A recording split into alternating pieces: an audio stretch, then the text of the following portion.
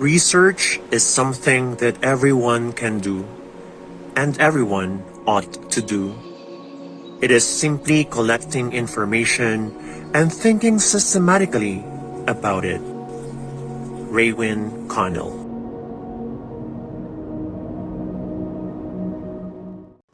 Good morning. Our research is entitled Utilization of Joyride tayo sa Pagbasa among Grade 1 learners in Mitigating Struggling Readers of Bulihan Sites and Services Project Elementary School. The authors are yours truly, the lead proponent, Mrs. Maricelle and Vicente. For the rationale, reading is useless without comprehension. This principle is applicable in all subjects. The pupils must be able to understand what they are reading to make it meaningful in their life and the society they live. Comprehension can be done with various techniques among the reader with guidance of teacher. Therefore, reading comprehension is considered as a skill by Clark 2015. Reading comprehension requires the coordination of multiple linguistic and cognitive processes including, but not limited to, word reading ability, working memory, inference generation, comprehension monitoring, vocabulary, and prior knowledge by Perfetti, Landy, and Oak Hill 2005.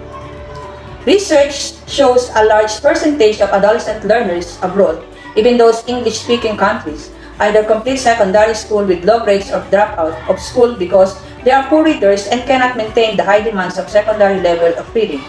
Studies indicate that 75% of students struggling with reading after the 3rd grade continue to have the reading difficulties in the 9th grade by Burnham and Biancarosa 2005, while others propose that if learners are struggling with reading skills by the end of 3rd grade, they will continue to struggle for the rest of their lives by Ren 2001 as quoted by Austria 2019.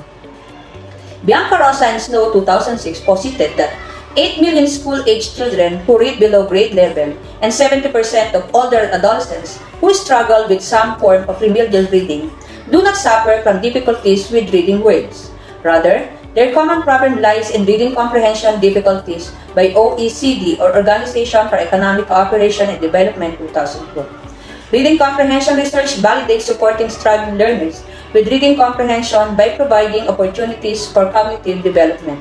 Using collaborative learning models, helping to increase learners' background knowledge can do this by teaching primary component skills, providing varied assessments, and by providing learning and reading strategy instruction.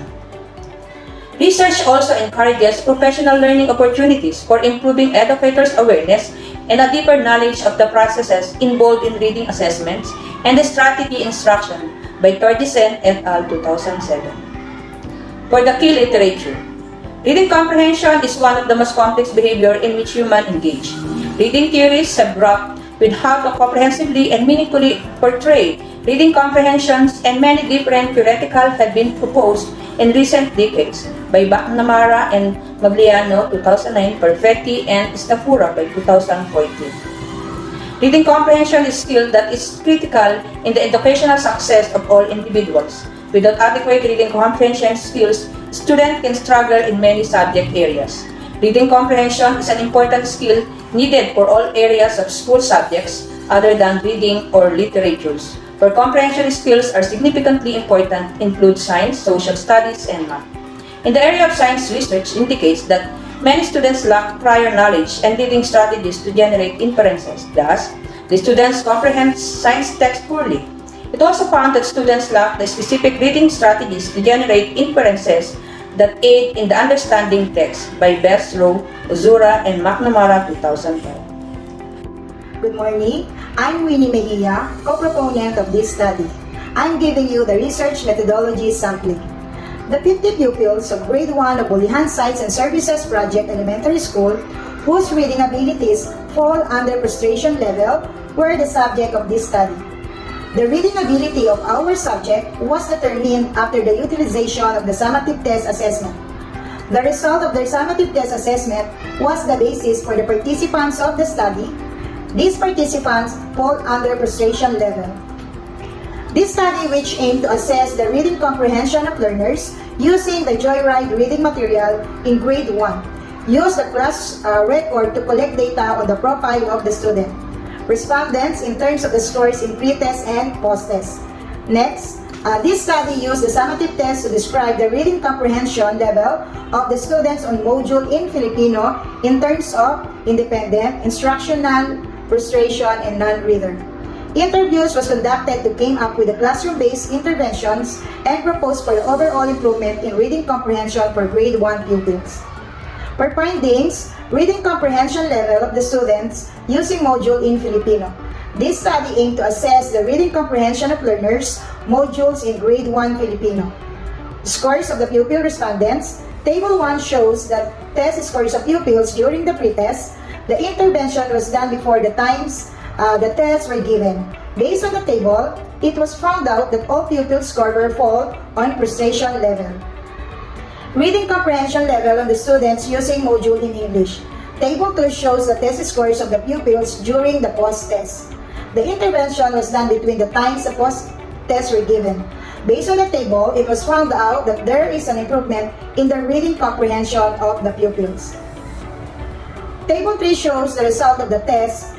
It can be noted that the level of significance is less than the acceptable 0.05, thus by conventional criteria. This difference is considered to be extremely statistically significant.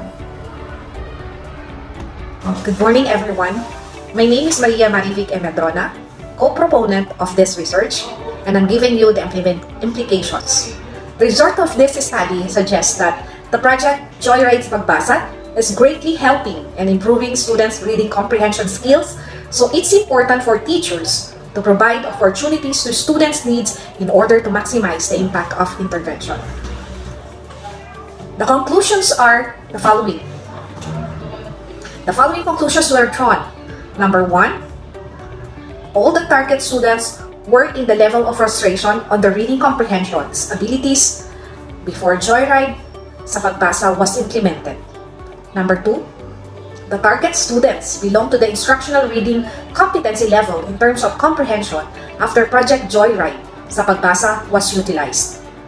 Number 3, the result showed the effectiveness of the intervention made to the targeted students' reading comprehension abilities differed noticeably.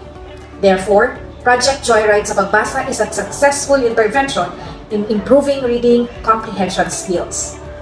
For the recommendations, there are, for number 1, classroom-based interventions proposed for the overall improvement in reading comprehension for grade 1 pupils in Filipino. The classroom-based intervention which proposed to the overall improvement in reading comprehension for grade 1 pupils were the following: mechanical and strategical comprehension teaching by Taylor, Peterson, and Rodriguez. So this method was described as a technique by which a teacher teaches comprehension mechanically or strategically, which is important in ensuring the effectiveness of comprehension instruction. Observation of teachers several times over the course of a year by Taylor, Peterson, and Rodriguez suggests that the following teaching variables are the following: A. Small group instruction. B. Skill instruction comprehension. C. Teacher modeling. And D. Coaching for teachers, which all explain substantial variation in pupils' achievement. The most consistent finding was that teachers who emphasize higher order thinking promoted greater reading growth. A secondary finding suggested that routine, practice-oriented approaches to teaching important comprehension processes resulted in a lower growth rate of reading students' comprehension than did strategic approaches. In fact, the more routine practice approaches observed, the lower students' growth in reading comprehension. Strategic approaches to comprehension processes rather than mechanical graders' writing growth. For the references, here are the following: Del Castillo for the assessment of reading comprehension of learners module in English, Berry J.H. 2005 level of reading comprehension, Elman A.M. Oslan E.L. reading comprehension research, and Academia 2015 and an online academia.edu. Thank you very much and have a nice day.